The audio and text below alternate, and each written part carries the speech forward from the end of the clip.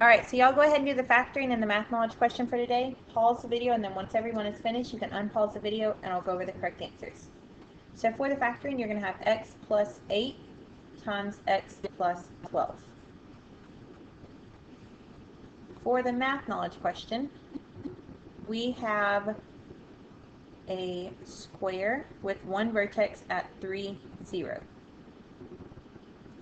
And it says which could be a vertex of the square. And they tell us that the side lengths are 3. So basically, we need to know which one of these is 3 units away from the point that they gave us, or that is a diagonal. Like if this was a point here, then we could look there. But we're going to see if we can find one that is 3 units away first.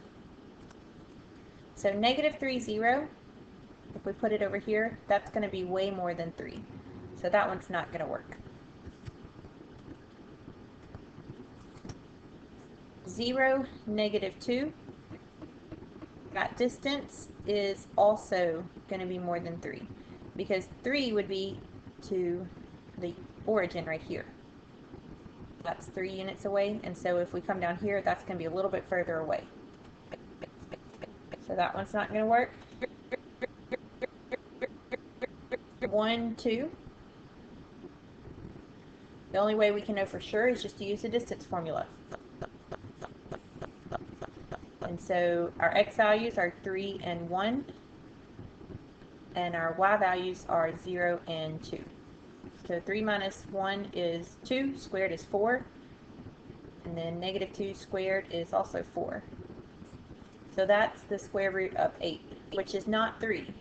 So it's not C. Same thing with B. The only way that we're going to know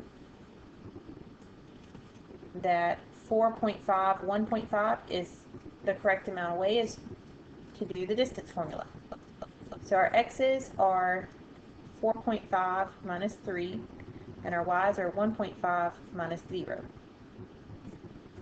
So 4.5 minus 3 is 1.5, and 1.5 squared.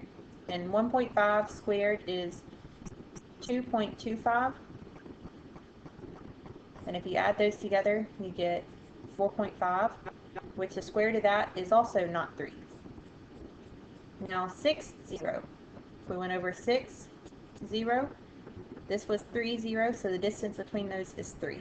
So that's the only one that is going to be possible to be a vertex of the square. Okay, so we are going to look at lesson 13 today. It's the introduction to triangles. So most of this should actually be review. So hopefully after this lesson, you'll remember the basic terminology about triangles. It's not a lot of new information, hopefully. Some of it may be new, but most of it you should have covered in middle school or even in elementary. So, a triangle. It's a 3-sided polygon. Hopefully you were aware of that. One special type of acute triangle is an equiangular triangle, and that's where it has 3 congruent angles.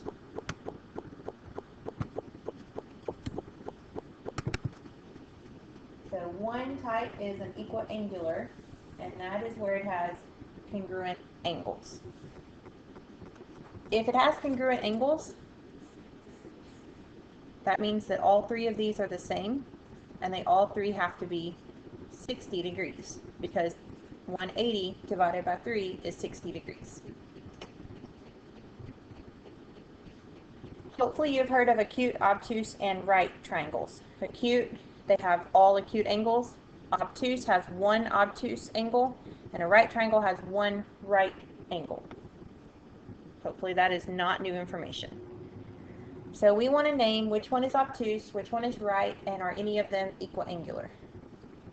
So do we have an obtuse triangle here?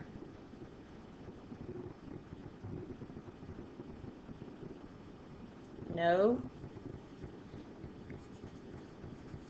None of them are obtuse. Which triangle is a right triangle? Well, the bottom one. GPT. And then, are any of them equal angular? This one is, because all three of the angles have one arc mark. So triangle KHF is equal angular. Okay, so that would be your answers for those. For equilateral, that's where you have three congruent sides. So if all three of your sides are congruent, you have an equilateral triangle. If you have an isosceles triangle, that means that you have at least two congruent sides that are congruent. So it's important to note the at least. So an isosceles triangle technically could also have three congruent sides. All we know about isosceles is that at least two of them have to be congruent. So technically, this could also be an isosceles triangle because it has at least two congruent sides. But more specifically, it is an equilateral triangle. And then if you have a triangle where none of the sides are congruent, then that's called a scaling triangle. So you may have heard of those terms before.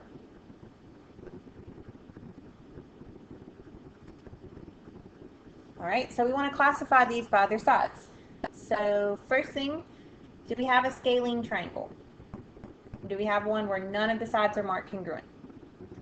This one is scaling because none of the sides have any arc marks.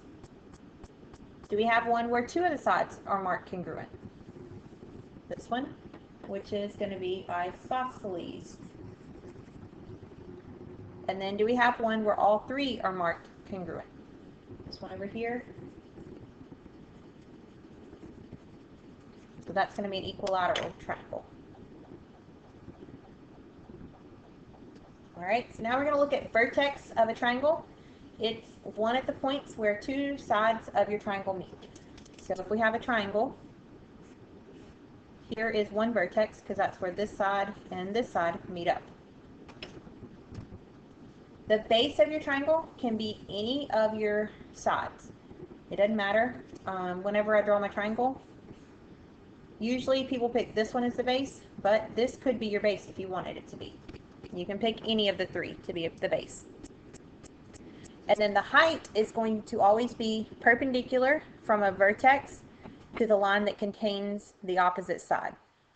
And so the length of that segment is called the height. So I've got some pictures here.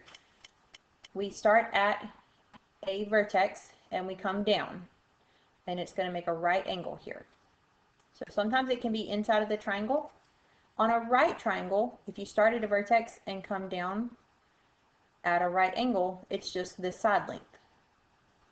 And if you have an obtuse triangle, if you start here and you come down vertically and make a right angle, it's not inside the triangle. So that's why we had to extend this side length out to figure out what the actual height of the triangle is.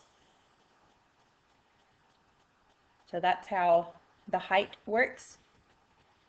Your area formula for a triangle is given by 1/2 base times height. We already talked about that back in lesson 8 and 9. So hopefully you have already been using that a little bit. We want to find the perimeter of our triangle.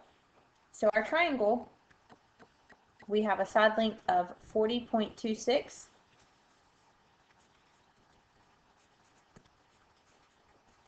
We have a side length of 12.5. And we have a side length of 31.5. And so if you add all of those up, we should get 84.26. Why did we not use the 10? Because it's not a side length of your triangle. Okay? So now let's look at the area. For the area, we're going to use our formula. The base is going to be this 31.5. So we're going to have 1/2 times 31.5. And then the height, going from a vertex perpendicular to the base, is 10.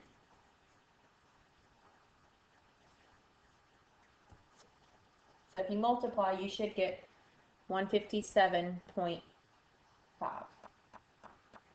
And our units on area are units squared, so centimeters squared. And I forgot to put centimeters on my perimeter up here. So that's how those work. We're going to look at another one. We have a triangular plot of land. And then they give us some directional measurements. We want to make sure that we draw it as close as we can to what they tell us.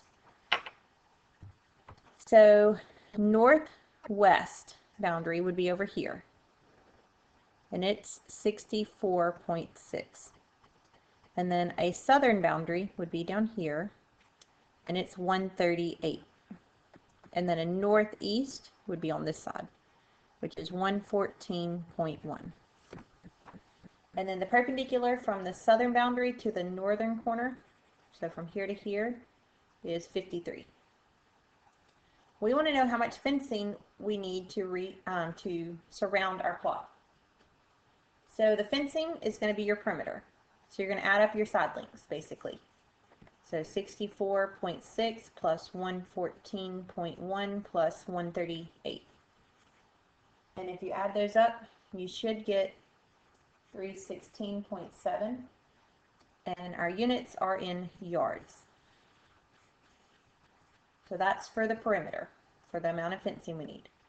For the part B, we first need to find the area, because it says we have 100 pounds of barley seed to seed 2,400 square yards. How much seed do we need for the whole thing? So our area is going to be 1/2, our base is 138, and our height is 53. So if you multiply those, you get 3,657. So that's our area.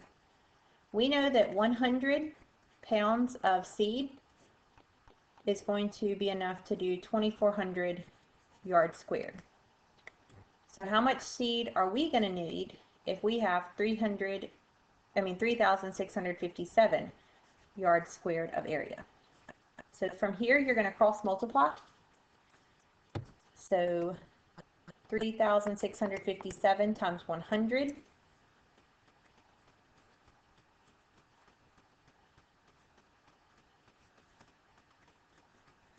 is going to equal S times 2,400.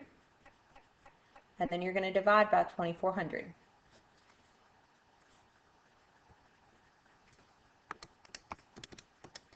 And that should give you 152.3. And it says, how many pounds do we need to the nearest pound? So that would be 152 pounds. So that's a multi-step question. You first had to find the area, and then you had to set up a ratio to be able to find the amount of seed.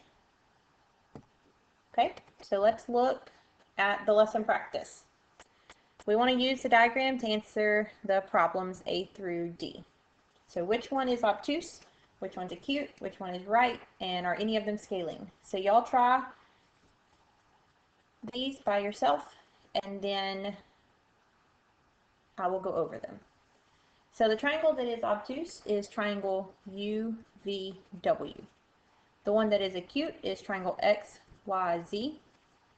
There is a right isosceles triangle, triangle RST, and then triangle XYZ has no markings on its sides, so we have to assume that it is scaling.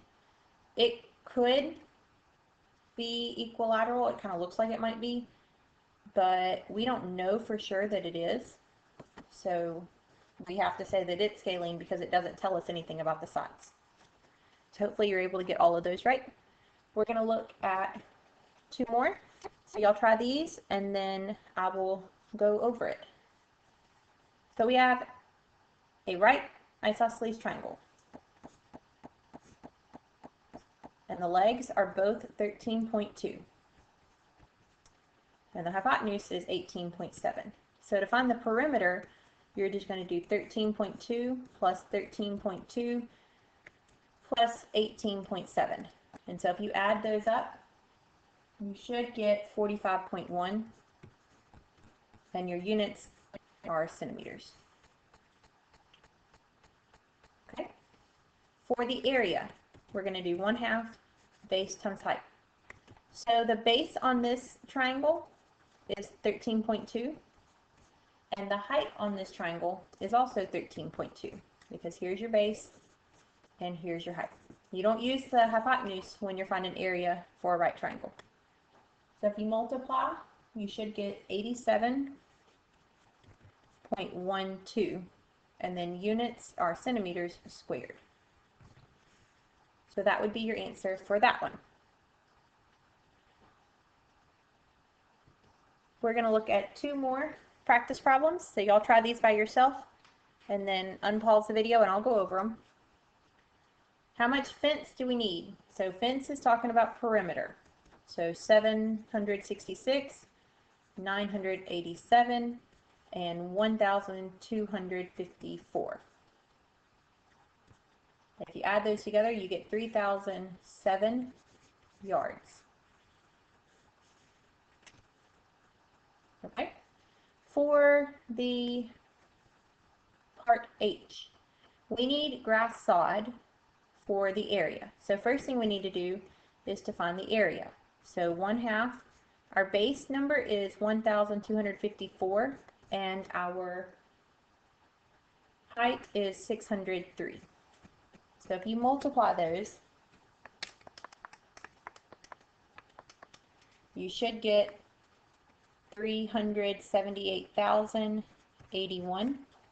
And it says that we only need grass sod for 95% of the area.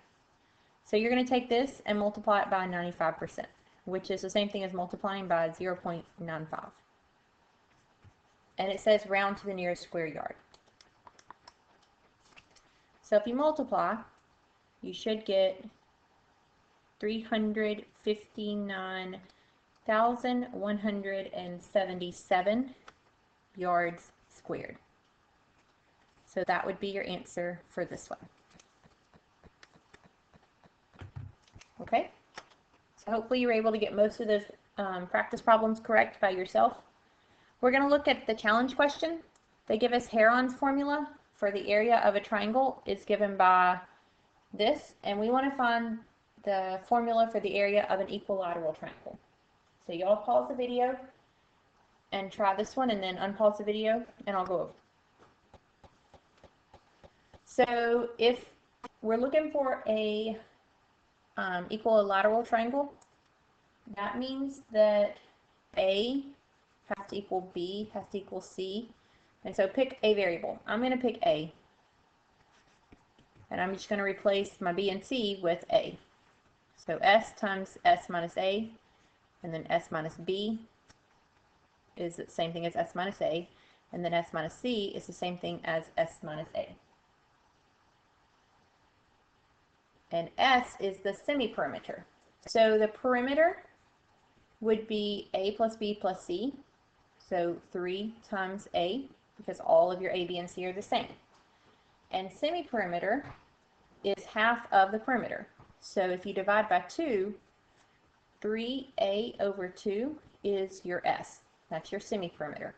So we can replace our S's with 3A over 2. So I have 3A over 2, and then 3A over 2 minus A, 3A over 2 minus A, 3A over 2 minus A. So that's all in terms of A now.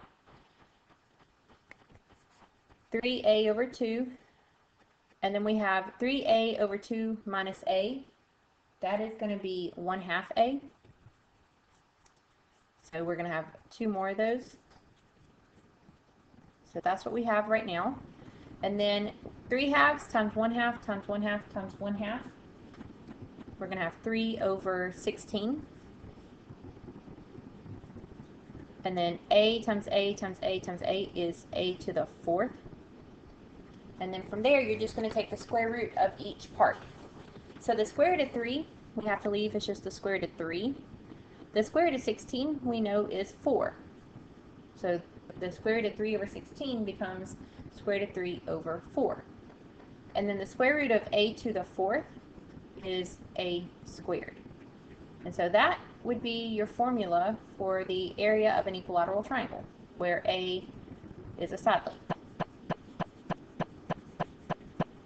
So hopefully, maybe a couple of y'all got that right. It's not the easiest one to figure out necessarily, but that's how you would work through that one. So your homework is 1 through 30, so make sure y'all do those tonight so we can go over any questions you have tomorrow.